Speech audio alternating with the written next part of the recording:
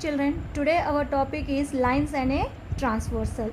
In previous class already we have learned about parallel lines. What are parallel lines? The lines which lies on the same plane and do not intersect are called parallel lines. See the line M and N, they are not intersecting and they are lying in a same plane. That's why the line M and N are parallel. We can represent parallel line by the symbol, by this symbol. M is parallel to N.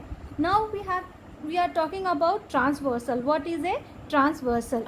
Consider two parallel lines M and N and a one line L which intersect M and N at two different points or two distinct points, you can say. You are observing here. M and N are two parallel lines and L is one line which is intersecting at two distinct points. That's why L is called a transversal line. So what is a transversal line? A line which intersects two or more lines at distinct points is called a transversal line. Here you can observe the transversal form four angles with M and four angles with N. You can give the name as angle 1, angle 2, angle 3, angle 4, angle 5, angle 6, angle 7 and angle 8. You can go in anti-clockwise direction or clockwise direction, but where you end the 4, from that side only you have to start the fifth angle. Now we can say one interesting point about the lines. If M is parallel to N, if two lines are parallel, then you see how the transversal make the angles. Here angle 1 and angle 5 is there. Angle 1 and angle 5 are called corresponding angles. See, above the line one angle we are making, and for another line also above the line we are making another angle. These two angles are called corresponding angles. And when we are talking about parallel lines, if two lines are parallel, then corresponding angles are equal.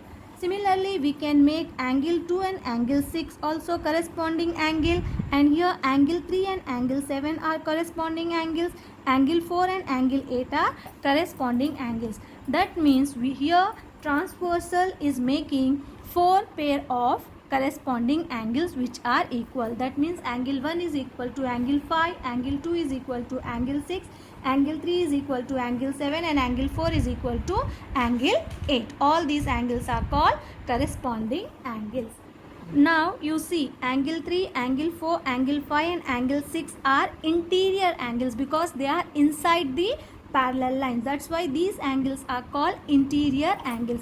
And you can observe angle 3 and angle 5, they are opposite to each other. That's why they are called alternate interior angles. And similarly angle 4 and angle 6, they are also opposite to each other. They are also inside the parallel lines. That's why they are interior and opposite side. That's why they are alternate interior angles. When we are talking about M is parallel to N, that means two lines are parallel. When two lines are parallel, alternate interior angles also equal. That means angle 3 is equal to angle 5 and angle 4 is equal to angle 6. Now come to the another type of angles. Here you can observe angle 1 and angle 3 and angle 2 and angle 4. Angle 1 and angle 3 are opposite to each other and they are vertically opposite angles. Similarly, angle 2 and angle 4 are vertically opposite angles. Angle 5 and angle 7 are vertically opposite angles, and angle 6 and angle 8 are vertically opposite angles. Here also when we are talking about parallel lines, when M is parallel to N, then vertically opposite angles also equal. That means angle 1 is equal to angle 3, angle 2 is equal to angle 4, angle 5 is equal to angle 7 and angle 6 is equal to angle 8. These all are four pair of vertically opposite angle which are equal. Vertically opposite angles are equal if two lines are parallel. Okay children, I hope you all understood today's topic.